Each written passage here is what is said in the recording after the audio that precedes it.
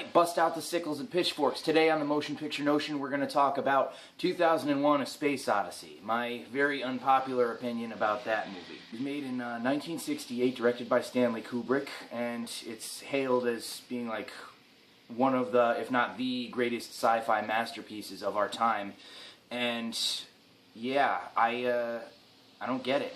I started watching the movie, and so, you know, they have this like little caption that says the dawn of man, and we're following around these, you know, apes that are just chilling out in the desert, and they're doing their ape thing, and all of a sudden one day this odd black monolith just appears out of nowhere, and these apes crowd around it like they're inspecting it and stuff like that. There's the scene where the ape starts using, like, you know, a tool to, like, you know, like he picks up a bone and he starts, like, you know, flipping this thing in the air, and that's where the da da da boom boom boom.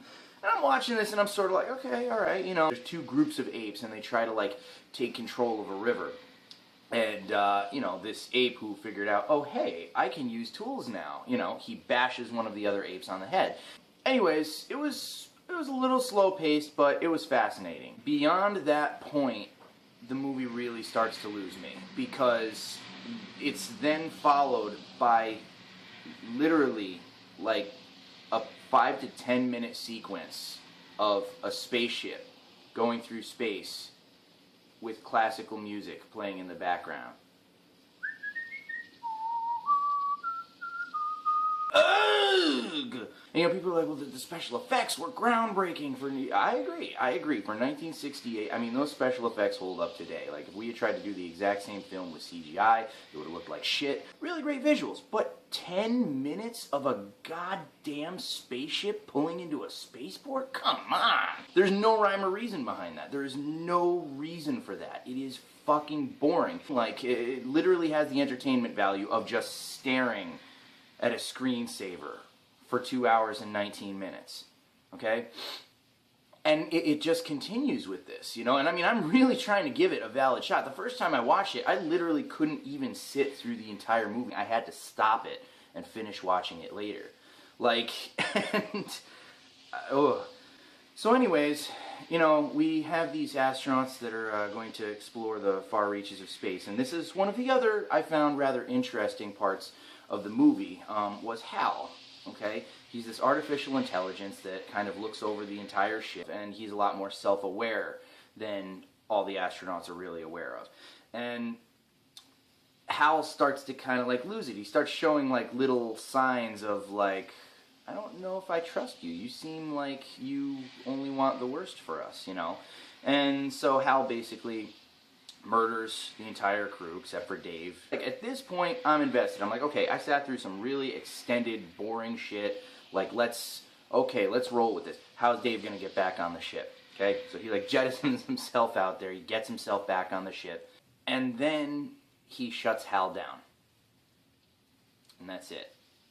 He goes through the weird little hallway, and he starts, you know, basically disconnecting Hal. And as he's doing this, Hal is like, Dave, no.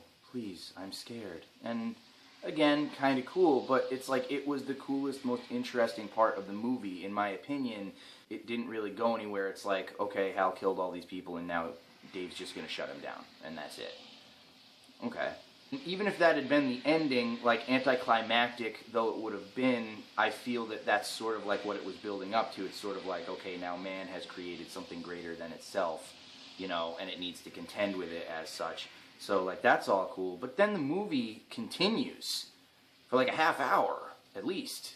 I actually, you know, I don't know. Like, watching 2000 Space Odyssey is seriously like marijuana minutes. I don't know how long anything takes, okay? Because shortly thereafter, there was the light show. 10 solid minutes of different colored clouds flying at your face, like, over and over and over again. I sat there for, like, 3 minutes, and I'm like... It's still going. It's still going. I went into the kitchen. I made myself a sandwich. I didn't hear any difference on the television. And like periodically, it's like, okay, here's the peanut butter. I pop my head back in. It's still going. All right, jelly. You know, maybe I can make myself a cup of coffee. I fucking came back and I'm like, that was seriously 10 minutes of colored clouds coming at the screen.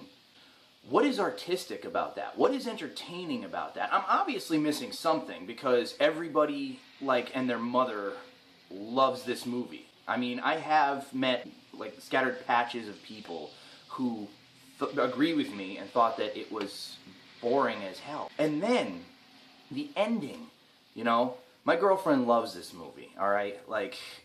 And I was talking to her about the ending, and she's like, well, it's supposed to be open to interpretation. Okay, alright, I'm down with that, I remember when I watched Donnie Darko for the first time, I had to sit down for about 20 minutes and just sort of be like, wait a minute, this thing from this time came to our present and made that time not happen. Whoa. I don't mind that. I like a movie that makes me think, even if it doesn't, make total sense. But after 10 goddamn minutes of lights flying at my face, I thought I was going to discover the meaning of life. That is what I wanted after everything that I sat through. And the fact that it was an ending open to interpretation, it was like, well, that was a piece of shit. I will say this, I have not read the book. I know that they made a series of books. It was 2001, 2010, 2061, and there might have been a 3000, I don't know, whatever. Maybe it goes a little bit more in depth. Maybe if you read the book and then you watch the movie, you'd understand it a little bit more. But coming from a person with no frame of reference, I just don't understand. I don't know how anybody could sit through that. And it is literally the most overrated movie of all time.